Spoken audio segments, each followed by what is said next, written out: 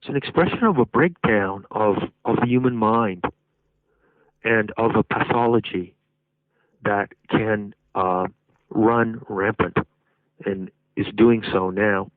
But when we're trying to trace, we're humans and we're fascinated by what happened to us and how we could be in this terribly frightening world that we live in today. And so we're going back and trying to understand this orchestration, and we're digging up all this information about these secret societies and these Knights Templars. In the process of doing all that, fine, let's not forget that there was an inviolable teaching and an inviolable core of human wisdom that has nothing to do with that. And that was preserved in the mysteries. And that's why the mysteries, even though they were destroyed, live inside us today. I don't believe we can recreate the mysteries as such in the form that they were, say, 400 or 500 BC, or even during the time of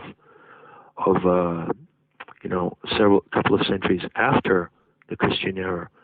It's not about recreating them, it's about rediscovering what the mysteries were in our own human potential. And that's where the solution lies. I really believe that is where the solution lies, and I believe it's time to start talking as much about the solution as about the problem. And that's something that we want to do here. I want to ask you a few things more before that. For instance, the schism then, or the psychotic, if you will, or a schizophrenic rather, a relationship to the message of Christ. Again, it's very difficult because you can pick certain things and interpret that in a certain way and so forth, but the overall and basic idea of Christ and, love your neighbor, be kind, show love, things like that, how can that message, so to speak, be taken over then by this other cult, the Roman Empire, and later on Christianity, which expanded itself with violence and everything that goes against this message? How do you kind of explain that, if you will, John? We've reached a point, Henrik, I think, where we have so much delved into this problem that we're at risk of getting buried in what we've learned, even if it's valid. So I'd like to propose a new way, a new kind of idiom, or a new paradigm for looking at the problem of the globalist control game. I'd like to say it's not about us or them. It's about a psychotic break in the human species. And the people who are instruments of that psychotic break are the ones who are doing the harm to the rest of the species. Okay? So it's about a psychosis, and any of us can be subject to this psychosis. And if we want to say, first recognize this psychosis, I think made some immense steps toward recognizing how this psychosis operates. You've got to realize one thing, that these people, this small globalist elite who practice all these elaborate mind control games on us, are mind controlled by their own games. They're not Illuminati sitting back in some state of enlightenment and pulling the strings. They are pulled by their own strings. Right, yeah. They're as sick as the game that they perpetrate. And any of us can contract that sickness. So what we have to understand is we have to respect the sickness and how clever it is. The sickness is very clever, and it can use love or peace or anything you like to achieve its aims. Back in the last years or so before I left the States, I was reading about serial killers a lot and researching serial killers. And I read a couple of books about Ted Bundy. He's probably the most famous serial killer in the States. He killed like 16 or 20 people. And Ted Bundy is what you call, a sociopath. It's an important term. These people in the globalist elite are not privileged or enlightened people who are operating from some occult tower of omnipotence. They're just very clever sociopaths. And Ted Bundy was one of the most likable guys in the world. Did you know that? He was charming, and when a certain place, I think it was in Florida, became very alarmed because a couple of college girls had been murdered by Ted Bundy. No, I think it was in Washington State. The town where it happened set up a team, a volunteer team, and Ted Bundy volunteered on that team to find himself.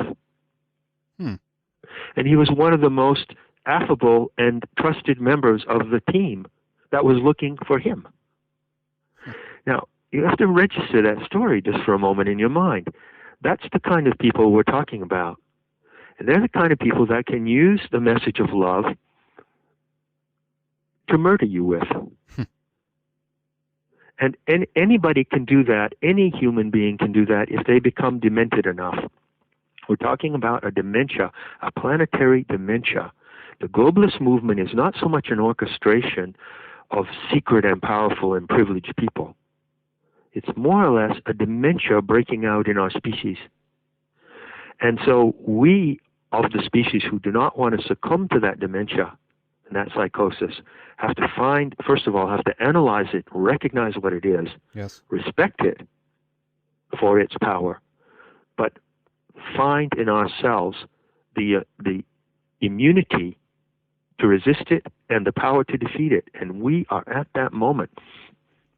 We're in a countdown. We're in a countdown with this psychosis.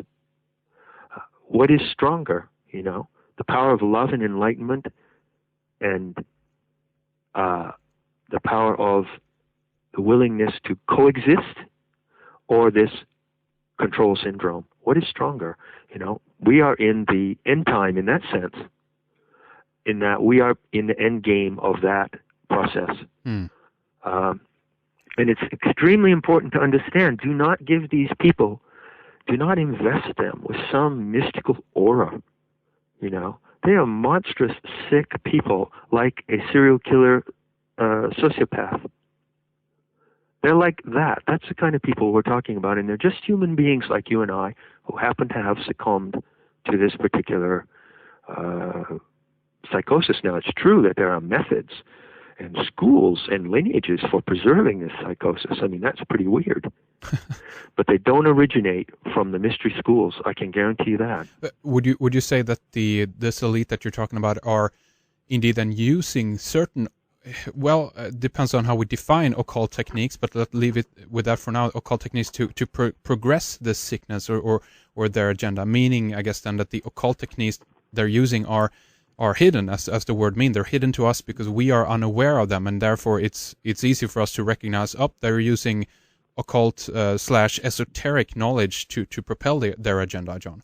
Yeah, I think, I'm glad you bring up this question, because I think we have to be extremely careful about this talk. And I would feel more at ease if we could somehow revise our language here. I hear these elaborate discussions, these elaborate expositions by people like Alan Watt, explaining at length for hours on end how these people use symbols, ancient occult symbols, and they put them into the logo of these corporations, and they're controlling our minds. I think that's way, way over the top. I think that's giving them far too much power. I think that we have to deflate the notion of what is the occult, and at the same time respect the genuine value of the occult. The word occult means nothing but hidden or latent. So basically, occultism is not a spooky thing. Occultism, which I have practiced all my life, I'm an occultist. What does that mean? Doesn't mean I'm a Satanist. Doesn't mean I use spooky mind control techniques on people around me.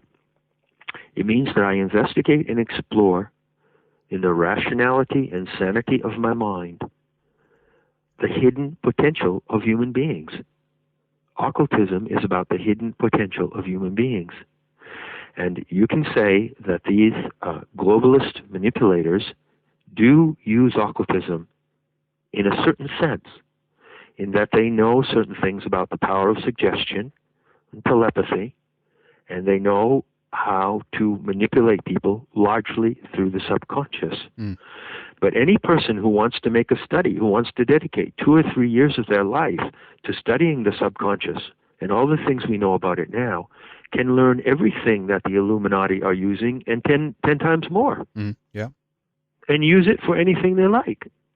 And so to credit them with some kind of preponderant influence over us because of their occult techniques, I believe is entirely wrong. I'm disturbed when I hear that kind of language coming from people who are genuinely trying to to expose these perpetrators. Mm-hmm.